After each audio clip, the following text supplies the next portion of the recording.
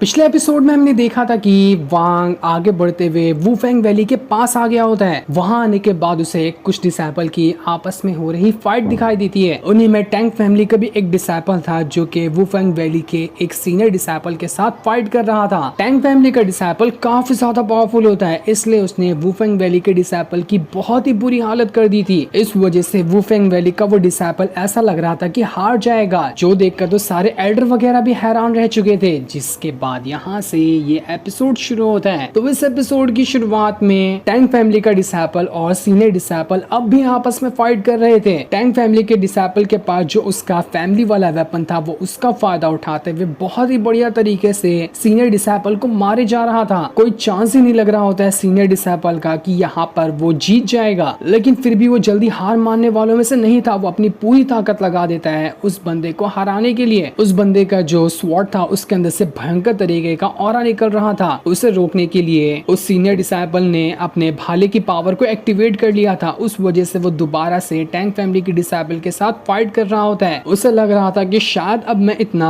Powerful attack कर पाऊंगा जिसकी मदद से मैं टैंग फैमिली के डिसाइपल को हरा सकता हूँ, लेकिन ये भी उसकी सिर्फ एक गलत फहमी थी। टैंग फैमिली के डिसाइपल ने अपने स्वॉर्ड की मदद से ऐसा खतरनाक अटैक उसके ऊपर किया था कि उस बेचारे की वहां पर जो भाला था वो भी दो टुकड़ों में कट गया होता है। और अपना भाला कटने की वजह से सीनियर डिसाइपल बहुत ज्यादा इंजर्ड हो चुका था। इस वजह से उसकी हालत खराब हो गई होती है। ऐसा लग ही नहीं रहा था कि वो दोबारा खड़े होकर यहाँ पर फाइट करने के लायक बचा है। लेकिन टैंग फैमिली का जो डिसाइपल था वो अब भी हार नहीं मानता। वो वहां पर आने के बाद दोबारा से सीनियर डिसाइपल के ऊपर अटैक करके इस बार तो वो उसकी जान लेने वाला होता है। वुफेंग वैली का एल्डर जैसे ही अपने डिसाइपल को बचाने जा रहा था, टैंग फैमिली का एल्डर उसे वहां पर रोक लेता है। वो कह रहा था अभी तक के यहाँ पर विनर अनाउंस नहीं हुआ है, अनाउंस होने के बाद ही ये फाइट रुक सकती है, उससे पहले ये फाइट नहीं रुक सकती। किसी भी वुफेंग वैली के एल्डर ने एक कदम भी बढ़ाने की कोशिश की तो देख लेना मुझसे बुरा कोई नहीं होगा। मैं तो वैसे भी उसे नहीं छोड़ूंगा और मुझे कुछ हुआ तो मेरे सपोर्ट में पूरी टैंग फैमिली होगी जो यहाँ पर एक एक करके तुम्हारे पूरे के पूरे वुफेंग वैली को बर्बाद कर देगी। इसलिए भलाई इसी में है कि हमारा ऑर्डर मानो और चुपचाप यहाँ पर खड़े रहो। और अगर किसी को यहाँ पर आपत्ति हो रही है ना मेरे कहने से, तो वो सीधा अपने कदम उठाए और जाए फूजियान के पास और उसे ही अपना सारा का सारा मामला बता दे। वही फैसला कर लेगा कि तुम लोगों का क्या करना है। हिम्मत है तो जाओ ना फूजियान के पास। एल्डर को वहां पर बहुत ज्यादा गुस्सा आ रहा था कि आखिर अब हम यहाँ पर करे तो करे क्या। वो लोग वहां पर कुछ नहीं कह सकते थे, इसलिए वो अफसोस के साथ अपने सीनियर डिसाइपल को ऐसे ही मार खाता वह सिर्फ देख रहे होते हैं। और टैंग फैमिली के डिसाइपल ने सीनियर डिसाइपल की मार मार कर बुरी हालत कर दी थी, लेकिन तभी वहां पर एक बहुत ही भयंकर तरीके का ऑरा फैल जाता है। वो वहां पर फैलने के बाद जो वुफेंग वैली के ऊपर प्रोटेक्शन शील्ड बना था उसे तोड़ने की कोशिश कर रहा था। और ये ऑरा का प्रेशर किसी और का नहीं बल्कि वांग का ही था, क्योंकि वो वहां पर आ चुका होता है। वुफेंग वैली का एक डिसाइपल यहाँ पर आने के बाद अपने एल्डर से कह रहा था एल्डर कोई यहाँ पर बहुत ज्यादा पावरफुल बंदा आया है जिसने हमारे फॉर्मेशन को भी तोड़ दिया और वो सारी चीजें बर्बाद कर रहा है। वांग ने वहां पर आने के बाद अपने स्पिरिचुअल ड्रैगन को बाहर निकाल लिया था, जो कि कई सारे ड्रैगन होते हैं और वो सारे के सारे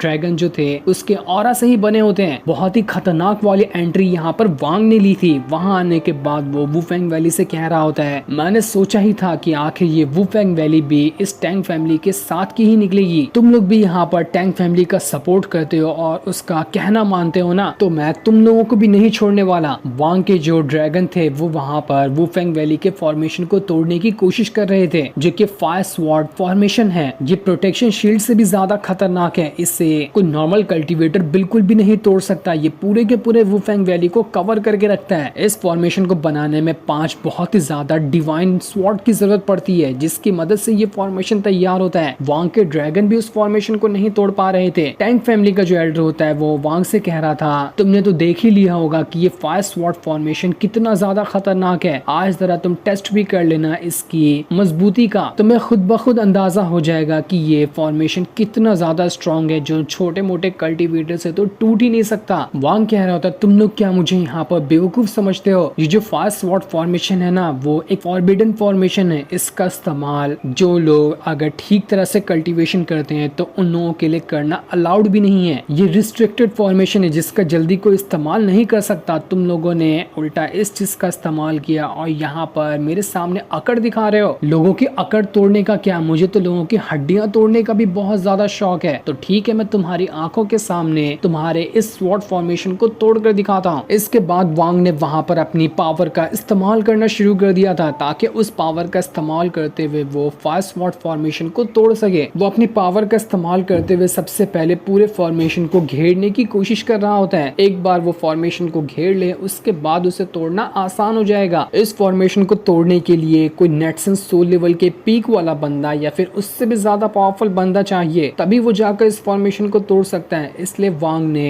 नेटसन सोल लेवल की ही पावर को मिला दिया था अपनी पावर के साथ। इसी वजह से वो उस स्वॉर्ड फॉर्मेशन को तोड़ने की कोशिश कर रहा होता है। उससे पूरी उम्मीद थी कि वो यहाँ पर इस स्वॉर्ड फॉर्मेशन को तोड़ ही देगा। इसके बाद वांग वहां पर अपने फ्लैग को भी निकाल लेता है ताकि वो उस फ्लैग का भी इस्तेमाल कर सके। वांग कहता है बस अब तुम देखते जाओ कि मैं किस तरह से इस फायर स्वॉर्ड फॉर्मेशन को तोड़ता हूँ। जिसके बाद वांग ने बस एक ही बार अपने फ्लैग को घुमाया ही क्या था, उसके बस एक ही अटैक के अंदर सारी की सारी फायर स्वॉर्ड वहां पर डिस्ट्रॉय हो जाती है। पांचों स्वॉर्ड के डिस्ट्रॉय होने की वजह से वो फायर स्वॉर्ड फॉर्मेशन भी खत्म हो चुका था। बस एक अटैक काफी था वांग का इस फायर स्वॉर्ड फॉर्मेशन को तोड़ने के लिए, जो देखकर वहां पर जितने भी एल्डर मौजूद होते हैं किसी को अपनी आंखों पे यकीन नहीं हो रहा था कि आखिर उन लोगों ने ये क्या देख लिया। ऐसा कैसे पॉसिबल है कि कोई बंदा एक अटैक के अंदर इतने ज्यादा एंशिएंट पावरफुल फॉर्मेशन जो कि फायर स्वॉर्ड फॉर्मेशन है उसे तोड़ दे। हमें तो यकीन ही नहीं हो रहा आखिर ये बंदा है कौन और इसके पास किस तरह की पावर है। वांग अपनी पावर का इस्तेमाल करते हुए बस एक सेकंड के अंदर वुफेंग वैली के अंदर आ चुका था। उसके अंदर आते साथ ही पूरी की पूरी वुफेंग वैली हिलने लगती है। इतना ज्यादा स्ट्रॉन्ग प्रेशर था उसके अंदर से बाहर निकल रहा। उसे देखकर वुफेंग वैली का एल्डर समझ चुका था कि नहीं, हम लोग यहाँ पर इस बंदे का कुछ नहीं बिगाड़ सकते, भलाई इसी में है कि यहाँ पर इसके सामने झुक जाए। इसलिए वो एल्डर यहाँ पर वांग से कह रहा होता है, सीनियर मुझे नहीं पता कि मैंने किस तरह से आपको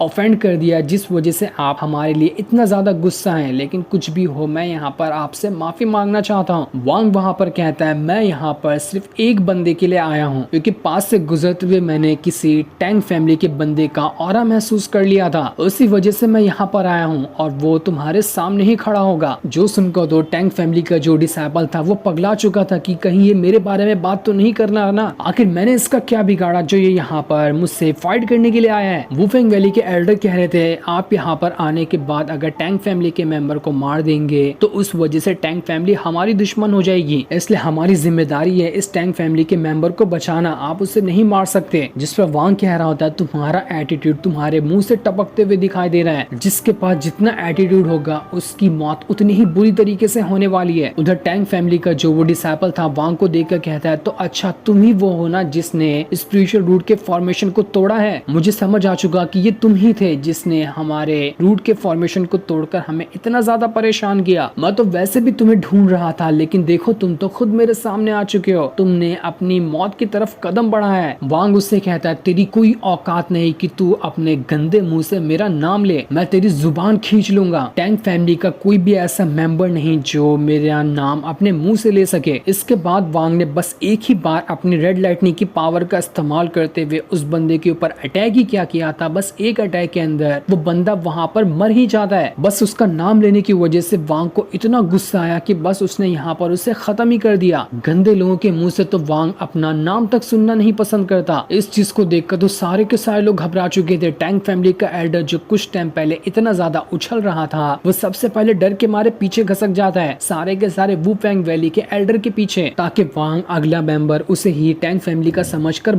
इसके बाद वांग वुफेंग वैली के सारे लोगों से कह रहा होता है वुफेंग वैली ना इस पूरे के पूरे जाओ कंट्री की सबसे बड़ी वैली थी जिसका लीडर बहुत ही अच्छा इंसान था जो हमेशा सच्चाई के रास्ते पे चलता था। मैं खुद उस इंसान से मिल चुका हूँ, लेकिन आज जब मैं इतने सालों बाद वुफेंग वैली में दोबारा आया तो इसका तो पूरा नक्शा ही बदल चुका है। तुम लोग तो गुलाम बन चुके हो टैंक फैमिली के। लगता है कि वुफेंग का लीडर भी फूजियान का कुत्ता बन चुका है। जो सुनकर वुफेंग वैली का जो लीडर होता है वो कह रहा था मुझे समझ नहीं आ रहा कि आखिर तुम यहाँ पर क्या बात कर रहे हो, मैंने तो तुम्हें पहचाना भी नहीं, आखिर तुम मुझे कैसे जानते हो और आखिर इस वुफेंग वैली को तुम कैसे जानते हो। वांग यहाँ पर सारी चीजें बता रहा होता है कि कुछ सालों पहले वुफेंग वैली किस तरह की हुआ करती थी ताकि वुफेंग वैली का जो लीडर है उसे सारी चीजें याद आ सके। इन सब चीजों को सुनकर वुफेंग वैली की जितने भी एल्डर होते ना वो लोग समझ रहे थे कि हाँ शायद ये वांग सही कह रहा है और मुझे लगता है कि ये वांग तो टैंक फैमिली का बहुत बड़ा दुश्मन है। टैंक फैमिली हमारे सर पे भी मुसीबत बन के नाचती है। अगर ये बंदा इतना पावरफुल है तो हो हो सकता है कि ये टैंग फैमिली को बर्बाद कर दे। तो मेरे ख्याल से हमें इस एल्डर को भी वांग को सौंप देना चाहिए और इसके बाद इस बंदे का सपोर्ट भी करना चाहिए ताकि वो हमारे सर से टैंग फैमिली का जो घंटा बज रहा है उसे दूर फेंक सके। उन सभी की ऐसी बातें सुनकर टैंग फैमिली का जो एल्डर था ना, वो समझ चुका था कि ये लोग सारे के सारे कुछ ही देर में इस वांग के साइड में हो जाएंगे, इसलिए मुझे अभी कुछ ना कुछ तो करना पड़ेगा। इसलिए वो वहां पर उसके पास जो एक टोकन होता है उससे तोड़ देता है, वैसा ही टोकन जैसा कि गैंग फूजी ने तोड़कर जीमो को बुलाया था। और उस एल्डर ने जो टोकन तोड़ा था ना, इसके बारे में सीधा का सीधा टैंग जी को पता चल जाता है, जो जानकर तो वो बहुत ज्यादा खुश हो चुका था कि अरे वाह, काफी दिनों बाद मुझे किसी बंदे से फाइट करने का मौका मिल रहा है। मैं तो कब से यहाँ पर बैठकर थक रहा था कमजोरों के साथ फाइट करके, लगता है आज कोई मर्द का बच्चा आ रहा है मुझसे फाइट करने के लिए, उससे फाइट करके तो बहुत ज्यादा मजा आएगा। वो वहां से सीधा उसी तरफ जाना शुरू कर देता है जहाँ पर अभी वांग मौजूद है। दूसरी तरफ वुफेंग वैली का जो लीडर होता है वो वांग से कह रहा था, सीनियर मैं जानता हूँ कि आप मुझसे ज्यादा पावरफुल है, लेकिन तब भी हम यहाँ पर टैंग फैमिली के खिलाफ नहीं जा सकते। अगर आपको वुफेंग वैली से होकर गुजरना है तो सबसे पहले मेरी बॉडी के ऊपर से होकर गुजरना होगा, मैं आपके रास्ते का कांटा बना रहूंगा। वांग को कुछ समझ नहीं आता कि आखिर ये बंदा इतना ज्यादा टैंग फैमिली के पीछे क्यों पड़ा हुआ है। पहले तो ये ऐसा नहीं था, पर तभी आसमान में बहुत ज्यादा रेड ऑरा फैलने लग जाता है, क्योंकि ये रेड ऑरा टैंग जी की वजह से ही फैल रहा था, क्योंकि टैंग जी अब यहाँ पर आने वाला है वांग से फाइट करने के लिए। वहां आने के बाद कह रहा होता है, कौन है वो बंदा जो टैंग फैमिली से पंगा लेने के लिए आया है। उसे देखकर वांग कह रहा होता है, आ गया एक और कुत्ता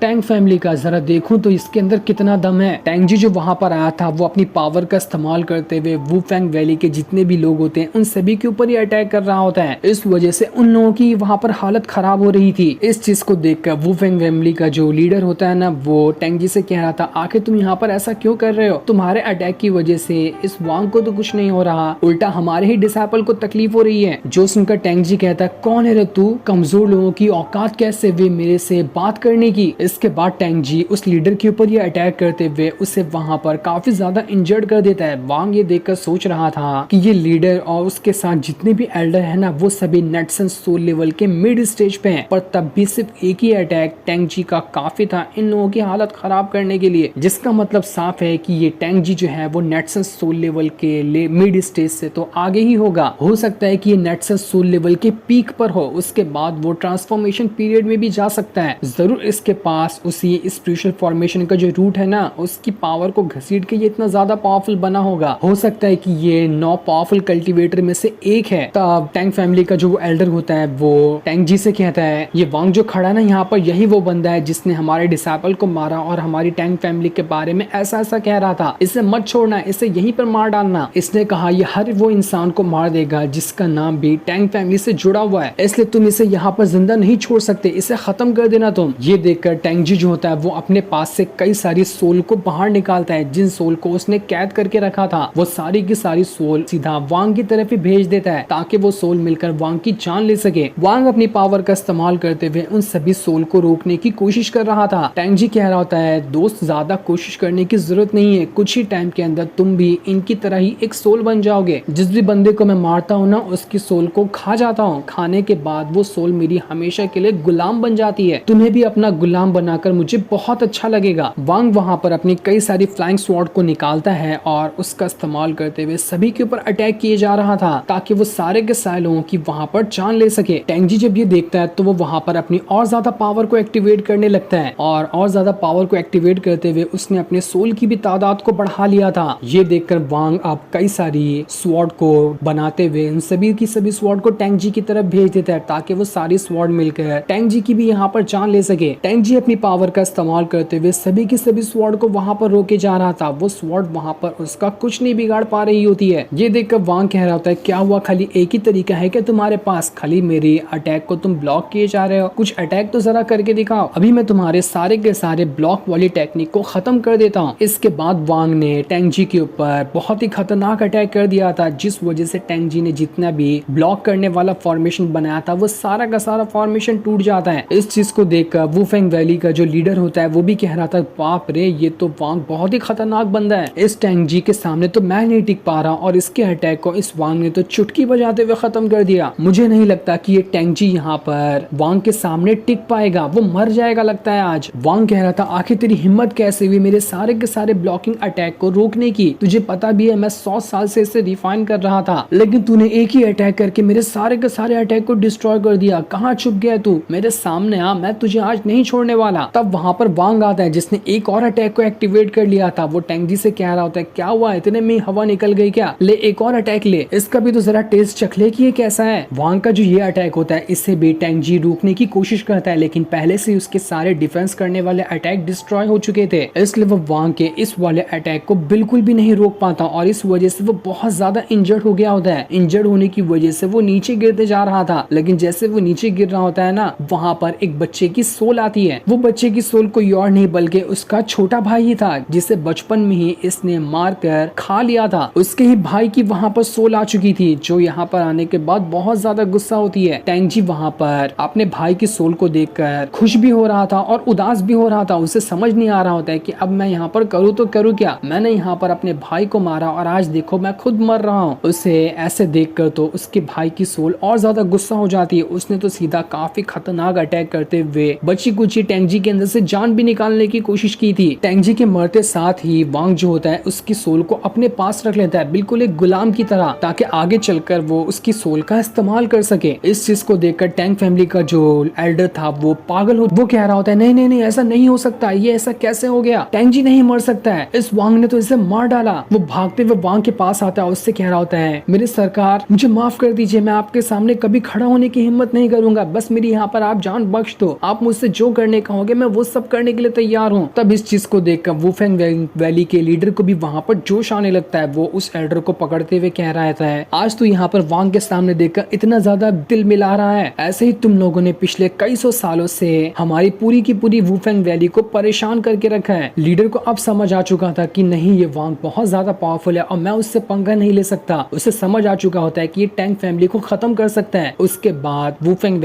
वैली की जो ग्लोरी थी पहले के टाइम पे, वो सब वापस आ जाएगी। वो सीधा एक ऑर्डर पास कर देता है अपने वुफेंग वैली के सारे डिसाइपल में कि आज के बाद तुम लोगों को कोई भी टैंग फैमिली का मेंबर दिखाई देना तो किसी को जिंदा मत छोड़ना, सभी को मार डालना, कोई भी जिंदा नहीं बचना चाहिए। इसके बाद लीडर वांग को अपनी ही वैली के एक जगह पर लेकर आता है जहाँ पर टैंग फैमिली ने अगला वाला स्पिरिचुअल रूट का फॉर्मेशन बनाया था। वहां आने के बाद वांग उस वाले स्पिरिचुअल रूट के फॉर्मेशन को भी डिस्ट्रॉय कर देता है। जैसे ही वो फॉर्मेशन डिस्ट्रॉय हुआ था ना, उसकी खबर फूजियान को लग जाती है। वो इतना ज्यादा गुस्सा होता है कि अपने हाथ में चाय पीने वाला कप ही तोड़ देता है। वो बहुत ज्यादा गुस्सा हो चुका था कि आखिर किसकी हिम्मत हो गई जिसने बैक टू बैक मेरे 2 स्पिरिचुअल रूट के फॉर्मेशन को तोड़ दिया। वो खुद भी वहां पर एक ऑर्डर पास कर देता है कि मेरे की पूरी टैंग फैमिली के अंदर जो भी कल्टिवेटर है सारे लोग मेरा ऑर्डर सुनो कि जिसने भी स्पिरिचुअल रूट के फॉर्मेशन को खत्म करने की कोशिश की है ना, कल तक के वो पकड़ा जाना चाहिए, अगर नहीं पकड़ाया तो मैं तुम सबको मार डालूंगा। इस वजह से अब पूरी की पूरी टैंग फैमिली पूरी तरह से तैयार हो रही थी वांग को पकड़कर उसकी जान लेने के लिए। आगे जो एपिसोड होगा वो बहुत ही ज्यादा बवाल होने वाला है। वांग वन मैन आर्मी बनकर पूरे के पूरे लोगों को चैलेंज करते हुए खत्म करने की कोशिश करेगा। जो सीन दिखाती ही ये एपिसोड यहीं पर एंड हो जाता है। Thanks for watching.